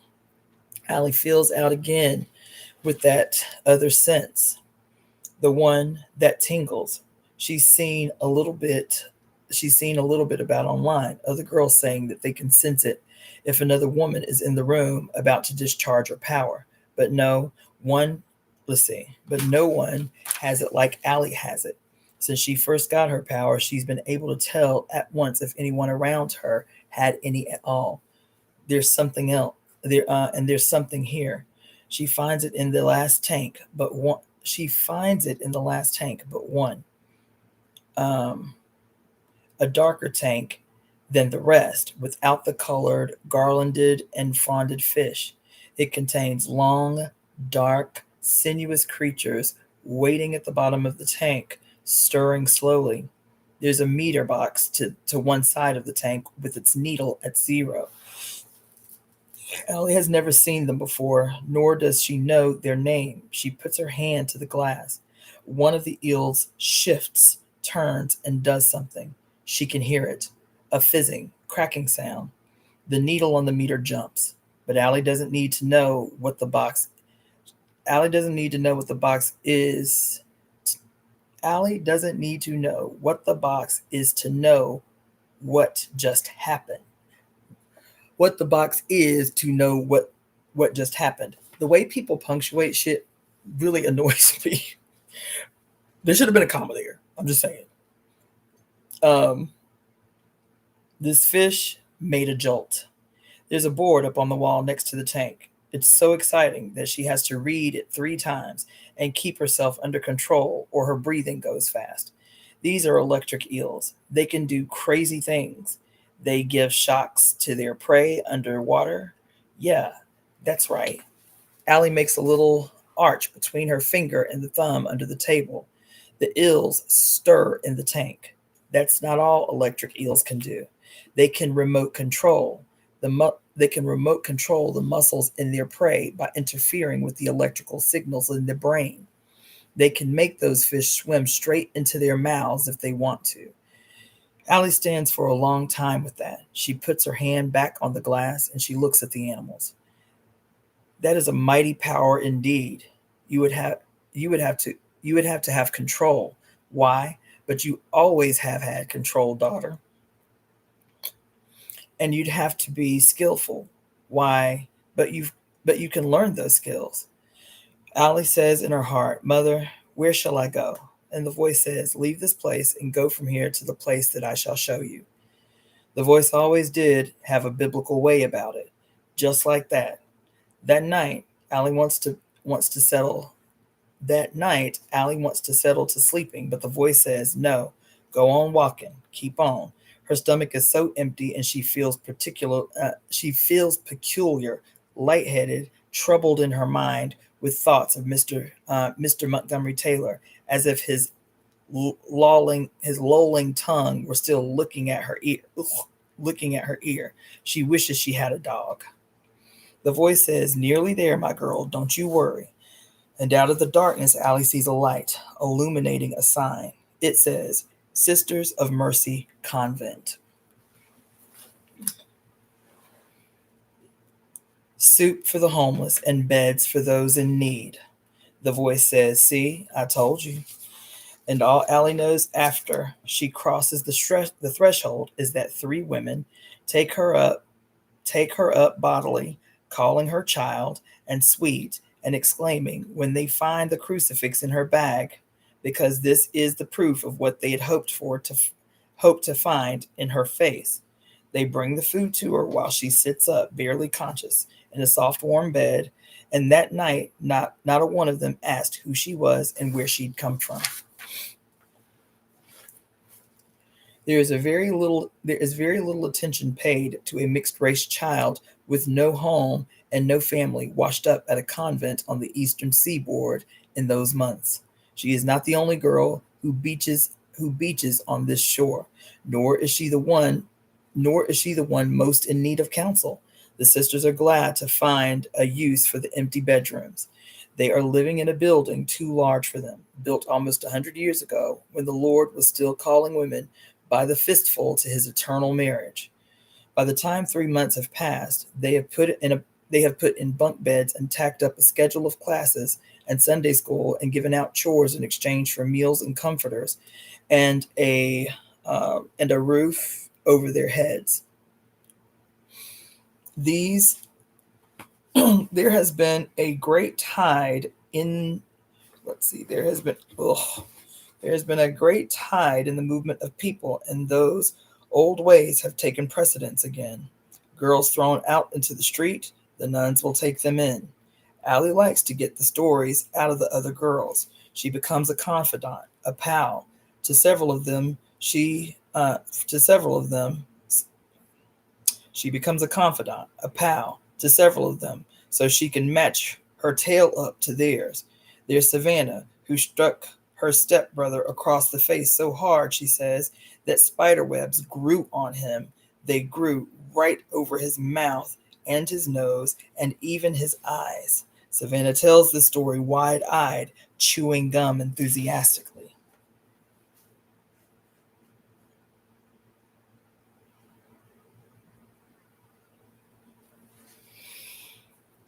Allie digs her fork into the tough, old stewing meat the nuns serve for dinner thrice weekly. She says, "What are you going to do now?" And Savannah says, "I'm going to find a doctor who will take it out of me. Cut that thing right out." A clue. There are others. Some of the girls were prayed over by parents who thought a demon had possessed them. Some fought with other girls. Some are still fighting here. One had done the thing to a boy because he had asked her to. This story holds much interest.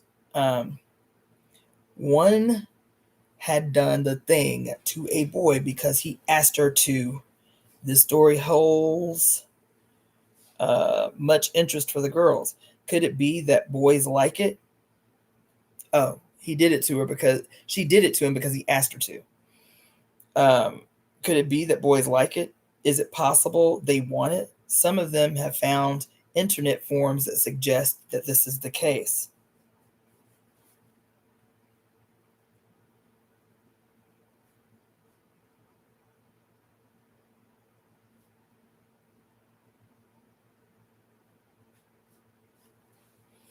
There's one girl, Victoria, who showed her mother how to do the thing.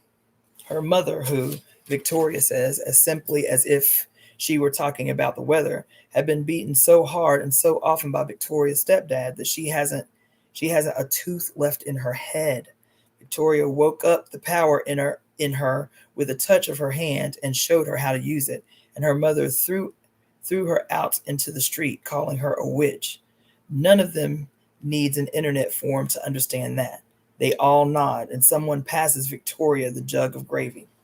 In a less chaotic time, there might have been police or social services or earnest folk from the school board asking what was going on with these girls, but the authorities are simply grateful that someone is helping them out. And let's see.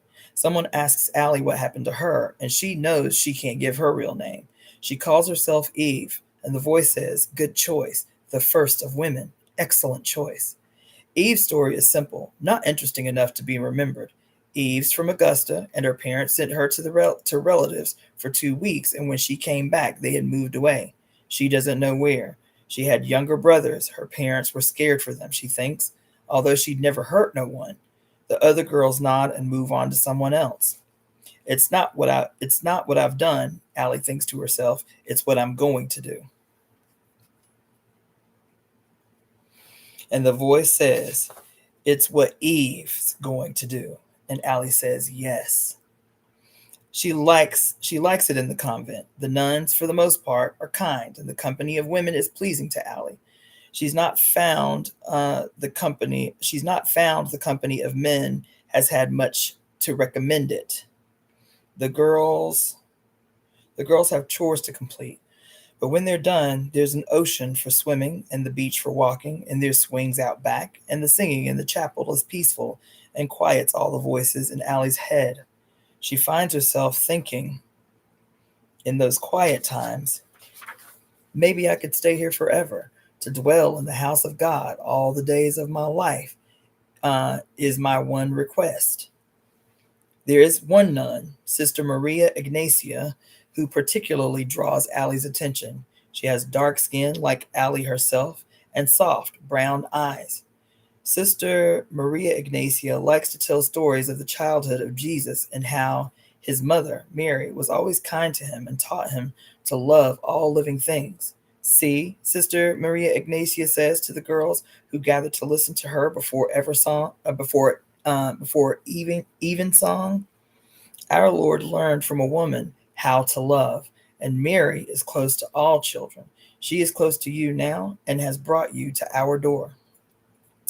One evening, after the others have gone, Allie leans her head against Sister Maria Ignacia's knees and says, "Can I live here all my life?" Sister Maria Ignacia strokes her hair and says, "Oh, you would have to become a nun to stay here, and you might decide you want other things from your life: a husband, children, a job." Allie thinks this is always the answer. They never want you to stay forever. They always say they love you, but they never want you to stay. And the voice says very quietly, "Daughter, if you want to stay, I can fix that for you." And Allie says to the voice, Are you Mary, the mother?" And the voice says, "If you like, my dear, if that's what floats your boat." Allie says, They never want to keep me though. They never want to keep me though, do they? I never get to stay." And the voice says, "If you want to stay, you'll have to make this place your own. Think about how to do that. Don't worry, you'll figure it out." The girls play at fighting, trying out their skills on each other. In the water, on the land, giving each other little jolts and thrills. Allie uses that time to practice too. Although she's more subtle about it, she doesn't want them to know what she's doing. Remembering the thing she read about the electric eels. She manages after a long time to send out a tiny jolt that will make one of the other girls' arm or leg jump. "Whoa," says Savannah as her shoulder flies upward. I felt someone walk over my grave." "Huh?" says Victoria as Allie jangles her brain a little bit. "I have a headache. I can't think straight." "Fuck," shouts Abigail as her knees buckle. "Got a fucking cramp from the water." It doesn't take much power to do it, and it doesn't hurt them. They never know it was Allie. Like the eels in the tank, her head just above the waterline, her eyes wide and steady. After a few months, some of the other girls start to talk about moving on from the convent. It's occurred to Allie, or Eve, as she is trying to think of herself, even in private, that some of the others might have secrets too, might also be hiding here until the heat dies down. One of the girls, they call her Gordy because her surname's Gordon. Allie um, asks Allie to come with her. We're going to Baltimore, she says. My mom's family has people there. They'll help us get set up. She shifts her shoulders. I'd like your company along the way. Eve has made friends in a way. Eve has made friends in a way Allie has always found difficult. Eve is kind and quiet and watchful. Allie is spiky and complicated. She cannot go back to where she came from, and what indeed would there be to return for? But there will be no great hunt for but there will be no great hunt for her. She looks different now anyway. Her face longer and leaner, her frame taller. It is that time in life when children start to wear their adult faces. She could walk north to Baltimore or move on to some other nowhere town and take a job as a waitress. In 3 years' time, no one back in Jacksonville would know her face for certain. Would know her for certain. Or she could stay here. When Gordy says, "Come away," Allie knows she wants to stay. She is happier here than she has ever. Allie knows she wants to stay. She's happier here than she's ever been. She listens at the doors and around corners. She always has had this habit. A child in danger must learn to pay more attention to the adults than a child loved and cherished. That is how she hears the nuns arguing between themselves and how she learns that she might not have the chance to stay at all.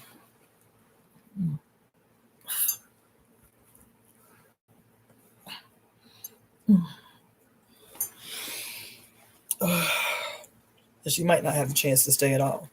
It is Sister Veronica, her face like granite, whose voice Allie hears through the door of the small sitting room. Have you seen it? She is. Have you seen it? She is saying.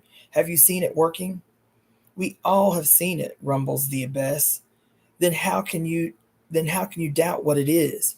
Fairy stories, says Sister Maria Ignacia, children's games. Sister Veronica's voice is so loud it makes the door tremble a little, and Allie takes a pace back. Are the Gospels themselves fairy tales? Was our Lord a liar? Do you tell me that there has never been a demon, that when he cast out devils from men, he was playing a game? No one is saying that, Veronica. No one is doubting the Gospels. Have you seen it on the news reports? Have you seen what they do? They have powers that men are not meant to know. From where does this power come? We all know the answer. The Lord told us where these powers come from. We all know. There's a silence in the room. Sister Maria Ignacia speaks softly. I have heard that it is caused by pollution, that there was an interesting piece in the newspaper, pollution in the atmosphere causing certain mutations in the. It is the devil. The devil walks abroad and tests the innocent and the guilty, giving powers to the damned, as he has always done. Child. Oh no, says Sister Maria Ignacia. I have seen the good in their faces. They are children. We have a duty to care for them. You would see good in the face of Satan himself. You would see good in the face of Satan himself if he arrived at your door with a pitiful story and a hungry belly. God damn. And would I be wrong to do so if Satan needed feeding? Sister Veronica gives a laugh like a dog's bark. Good intentions. Good intentions pave the road to hell. The abbess speaks over them all. We have already asked for guidance from the diocesan council. They are praying on it. In the meantime, the Lord told us to suffer the little children. Younger girls awaken Younger girls awaken it in older women. This is the devil's working in the world, passing from hand to hand as Eve passed the apple to Adam. Oh my God. Child. Oh my God. Oh my God. Mm-mm. Mm-mm. We cannot simply throw children out on the street. The devil will gather him to the devil will gather them to his bosom, or they will starve, says Sister Maria Ignacia. Allie thinks it over for a long time. She could move on, but she likes it here. The voice says, "You heard what she said. Eve passed the apple to Adam." Allie thinks, maybe she is right to do it. Maybe that's what the world needed, a bit of shaking up, something new. The voice says, "That's my girl." Allie thinks, "Are you God?" The voice says, Who do you say that I am?" Allie thinks, I know that you speak to me from I know that you speak to me in my hour of need. I know that you have guided me on the true path. Tell me what to do now. Tell me. The voice says, the voice says, if the world didn't need shaking up, why would this power have come alive now? Oh, Lord, Lord, Lord.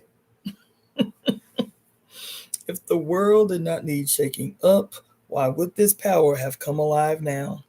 Allie thinks God is telling the world that there is to be a new order, that the old way is overturned. The old centuries are done. Just as Jesus told the people of Israel that God's desires had changed. The time of the Gospels is over. And there must, oh my God. God. Yo. Allie thinks God is telling the world that there is to be a new order. That the old way is overturned. The old centuries are done. And just as Jesus told the people of Israel that God's desires had changed, the time of the Gospels is over.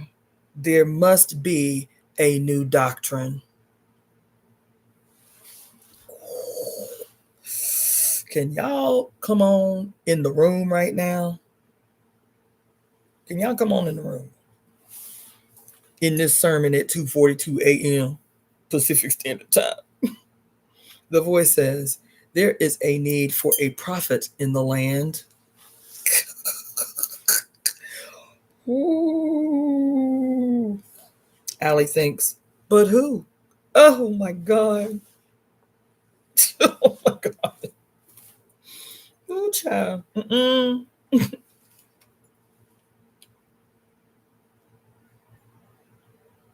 Damn. God damn. Ooh. The voice says, just try it on for size, honey. Remember, if you're going to stay here, you're going to need to own this place so they can't take it from you. The only way you are safe, honey bun, is if you own it. I want to keep on reading. Damn. Okay, it is 2:43. I'm gonna read for 15 more minutes, and then I'm gonna put this book away. Okay. Page 51. Roxy. Roxy's seen her dad hit books before. She's seen him hit them square in the face with all his rings on, casual, just as he was turning to leave. She's seen him punch a bloke till his nose was bleeding and he fell to the floor. And Bernie kicked him in the stomach again and again. And when and when he finished and when he was finished, he wiped his hands on the handkerchief from his back pocket and looked down at the mess of the bloke's face and said, "Don't fuck with me. Don't you think you can fuck with me?" She's always wanted that. Her dad's body is a castle for her, a shelter, a weapon. When he puts his arm around her shoulder, she feels a mixture of terror and comfort. She runs up the stairs from his fist. She runs up the stairs from his fist, screaming. She's seen how he hurts people who want to hurt her. She's always wanted to have that. It's the only thing worth having. You know what's happened, don't you, darling? Says Bernie. Fucking Primrose, says Ricky. Ricky's the oldest of her half brothers. Bernie says, it was a declaration of war, killing your mom. It was a declaration of war, killing your mom, darling. And it's taken us a long time to be sure we can get him. But now we're sure, and we're ready. There's a look that passes around the room between Ricky and Terry, the middle son, and between Terry and Daryl, the youngest one. 3 sons from his own wife, and then there's Roxy. She knows why she's been living with her Grammy this past year and not with them. Half in, half out. That's what she is. Not in enough to have over for Sunday lunch, but not out enough to leave out of something like this. Something like this involves all of them. Roxy says, we should kill them. We should kill him. Terry laughs. His dad gives him a look, and the laugh cuts off halfway through a breath. You don't want to mess with Bernie Monk, not even if you're his full-born son. She's right, says Bernie. You're right, Roxy. We should probably kill him. But he's strong, and he's got a lot of friends, and we need to go slow and careful. If we do it, we're going to do it just the once. Knock everything out in one go. They get her to show them what she can do. She holds back a bit, gives each of them a dead arm in turn. Daryl swears when she touches him, and she feels a bit sorry. Daryl's the only one who's always been nice to her. He brought her an extra chocolate mousse from the sweet shop whenever his dad took him over to her mom's after school. After she's finished, Bernie rubs his big arm and says, that all you can do? She said, so she shows them. She's seen stuff on the internet. They follow her out to the garden where Bernie's wife, Barbara, has one of them ornamental ponds full of big orange fish swimming around and around each other. It's cold. Roxy's feet crunch on the frost-crisped grass. She kneels down and puts the tip of her fingers into the pond. There's a smell, suddenly like ripe fruit, sweet and succulent, the smell of high summer, a flicker of light in the dark water, and a sound like a hiss and a crackle. And one by one, the fish bob up to the surface of the water. Fuck, says Terry. Bloody hell, says Ricky. Mom's going to be pissed off, says Daryl. Barbara Monk never came to see Roxy, not after her mother died, not after the funeral, nothing. Roxy's glad, for a moment, thinking of her coming back to see all of her fish dead. I'll deal with your mother, says Bernie. We can use this, Rox, my girl. Bernie finds a couple of his blokes who've got daughters about the right age, gets them to show what they can do too. They do play fighting, sparring each against each, or 2 against 1. Bernie watches them in the garden, sparking and flickering. All over the world, people are going crazy about this thing, but a few people always look at anything and go, where's the profit in this, and where's the advantage? One thing's certain, after the sparring matches and practice bouts, Roxy's got a lot of it. Not just more than average, but more than any of the girls they can find to practice with her. She learns a few things about the radius and reach, about how to make it arc, and how it works better on wet skin. She feels proud of how strong she is. She puts everything into that. She's the strongest one they've found out of all the girls they've heard of. That's why when it comes time, when Bernie's arranged the whole thing and they know just where Primrose is going to be, that's why Roxy comes along too. Ricky pulls her into the loo before they leave. You're a big girl now, right, Rox? She nods. She knows about this kind of. He pulls a little plastic bag out from his pocket and taps some of the white powder onto the side of the sink. You've seen this before, haven't you? Yeah. Ever done it before? She shakes her head. Okay then. He shows her how to do it with a rolled up 50 from his wallet and tells her she can keep the note when they're done. Perks of the job. She feels very clear and very clean when they've done it. It's not that she's forgotten what happened to her mom. Her anger is still pure and white and electric, but she doesn't feel the sadness of it at all. It's just a thing she heard about once. It's good. She is powerful. She has this whole day in her fingers.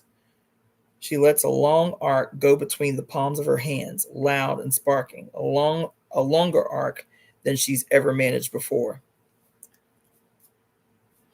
Whoa, says Ricky, not in here, all right? She brings it down and leaves it glittering around the pads of her fingers. It makes her want to laugh how much she had. It makes her want to laugh how much she has and how easy it is to set it loose.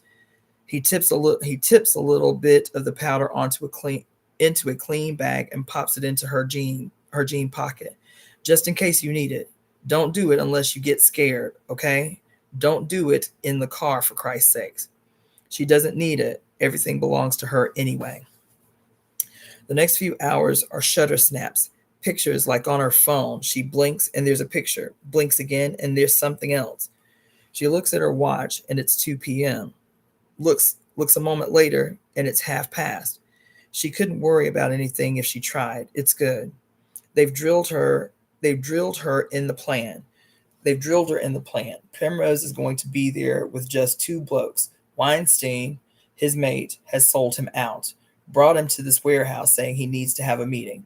Bernie and his boys will be waiting behind some of the packing cases with some guns. Two of the boys will be outside to close the doors, seal them in. Take them, take them by surprise, let her rip, all done, and home in time for tea. Primrose won't expect it. Roxy's Roxy's only really coming along because she deserves to see it happen after what she's been after what she's been through. And because Bernie's always been a belt and braces man, that's how he survived as long as he has. So she's hiding upstairs in the warehouse with a peephole view down through the grating of the upper level, surrounded by boxes, just in case. She's there looking down when Primrose arrives. Shutter open, shutter close. When it goes down, it's quick and deadly and a complete clusterfuck. Bernie and the boys are downstairs. They shout to Weinstein to get out of the way, and Weinstein does this thing, this shrug, like he's trying to say, hard luck, mate, hard cheese, but he ducks down anyway as Bernie and his sons advance, and that's when Primrose starts smiling, and his blokes come in. So many more of them than Weinstein said he'd have here. Someone's fucking lied. Click goes the shutter. Primrose is a tall man, thin and pale. There's 20 of his blokes here, if there's one. They're firing, scattered around the entrance to the building, using iron half doors up against the rails for cover. There are just more of them than Bernie's men. 3 of them have Terry pinned down behind a single wooden crate. Big, slow Terry with his huge, white, acne-marked forehead. And as Roxy watches, he peeps his head out from behind the box. He shouldn't do that, she tries to shout, but nothing comes out. Primrose aims carefully, taking all the time in the world over it. He's smiling as he does it, and there's a red hole in the middle of Terry's face, and he falls forward like a failed tree. Roxy looks at her hands. There are long electrical arcs passing between them, even though she doesn't think she ever told them to do that. She should do something. She feels afraid. She's only 15.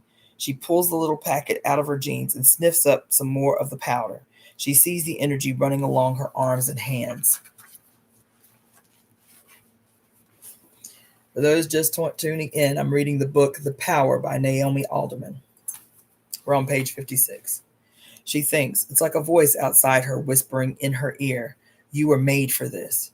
She's on an iron walkway. It's connected to the metal half doors downstairs, which Primrose's men are using for cover. There's a lot of them down there, touching the iron or leaning against it. She sees what she can do. She sees what she can do all in a flash and makes it hurt. And it makes her so excited she can barely sit still. Her one knee starts jiggling. This is it. These are the men who killed her mom. And now she knows what to do. She waits until one's resting his fingertips on the rail, and one's leaning his head against it, and the third is clutching onto a handle to lean down to lean down low to fire. One of them gets off a shot that hits Bernie in the side. Roxy breathes out slowly through her pursed lips.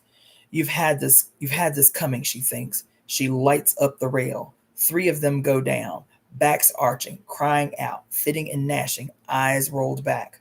Got you. You asked for it. And then they spot her. Freeze frame. There aren't many of them left now. They're evenly matched. Maybe Bernie's even got the upper hand, especially because Primrose is a bit scared now. You can see it on his face. There's thundering steps on the iron stairs, and two blokes try to grab her. One of them leans close to her because that's scary.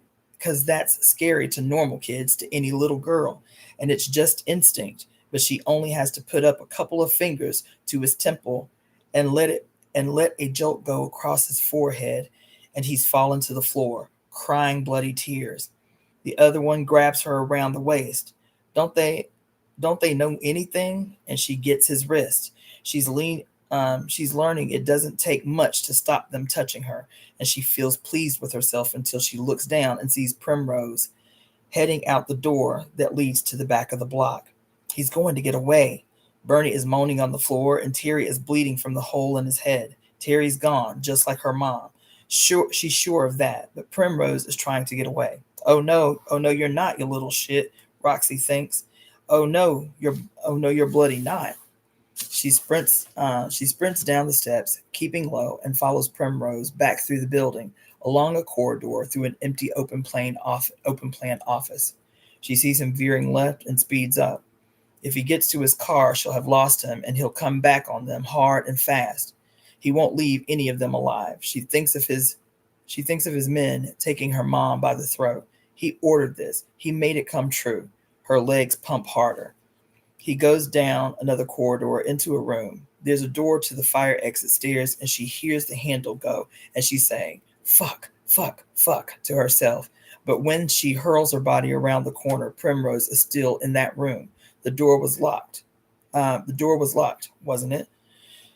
He's got hold of a metal bin, and he's bashing at the window to break it, and she dives down just like they'd practice, slides and aims for his shin. Her one hand grasps his ankle, sweet, bare flesh, and she gives it to him. He doesn't make a sound. The first time. He topples to the ground like his knees have given way, even while his arms are still trying to bash the window with that bin so it clangs into the wall. And as he goes down, she grabs his wrists and she gives it to him again. She can tell from the way he screams that no one's done this to him before. It's not the pain, it's the surprise, the horror. She sees the line run up his arm, just like the bloke in her mom's house, and thinking of that, even remembering it, makes it run stronger and hotter through her. He screams like there are spiders under his skin, like they're biting him inside his flesh. She eases off a bit. Please, he says, please. He looks at her, makes his swimming eyes focus. I know you, he says. You're Monk's kid. Your mom was Christina, wasn't she? He's not supposed to say her name. He shouldn't do that. She gets him across the throat and he screams. And then he's saying, fuck, fuck, fuck. And then he's grabbing. I'm sorry about it. I'm sorry. I'm sorry. It was about your dad. But I can help you. You can come and work for me. Bright girl like you, strong girl like you, never felt anything like it. Bernie doesn't want you around. I can tell. Bernie doesn't want you around. I can tell you that. Come on and work for me. Tell me what you want. I can get it for you. Roxy says, you killed my mom. He goes, your dad killed 3 of my boys that month. She goes, you sent your men and they killed my mom. And Primrose goes so quiet and still.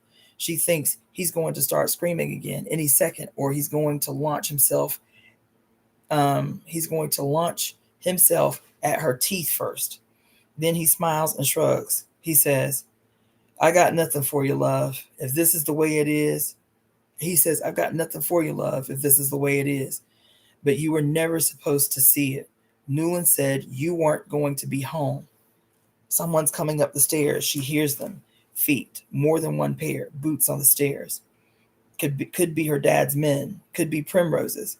Could be she'll have to run, or there'll be a bullet for her any second. I was home though, Roxy says. Please, says Primrose, please don't. And she's back there again, clean and clear, and with the crystals exploding in her brain, back in her mom's house. It was just what her mom said, just that. She thinks of her dad. She thinks of her dad with his rings on and his knuckles coming away from a man's mouth dripping blood. This is the only thing worth having. She puts her hand on Primrose's temple and she kills him.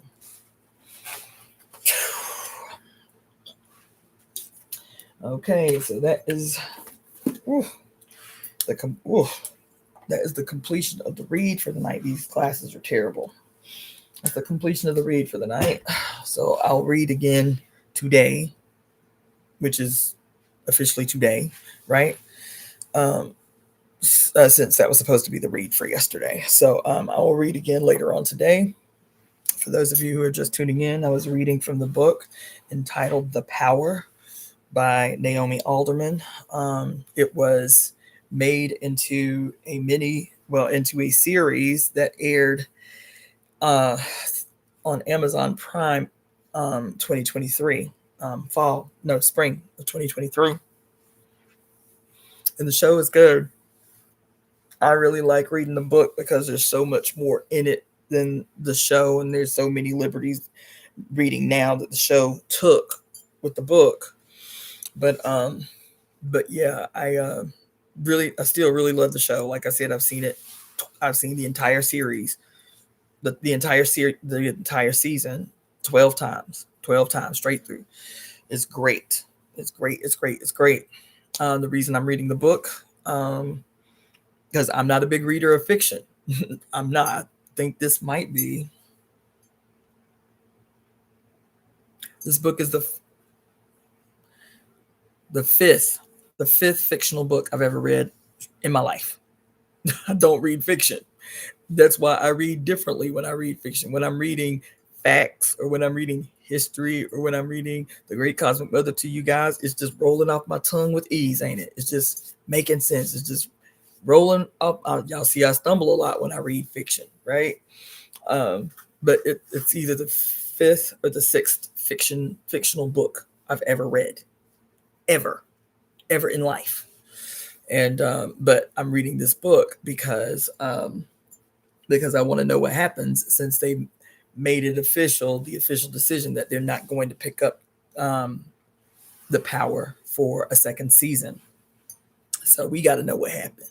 And I'm liking reading the book. I'm enjoying it already. I mean, we fresh in it, but I'm enjoying it already.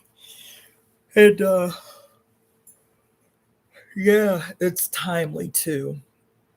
It's timely, especially given what I talked about last night for 4 hours, night before last for 4 hours. It's timely. I'm gonna be doing 2 lives today. It's Miss D. How you doing? I'm gonna be doing 2 lives today because I made up my mind I had to read the book. That's why I'm reading the book so late. But for the 5 hours leading up to doing the read tonight, I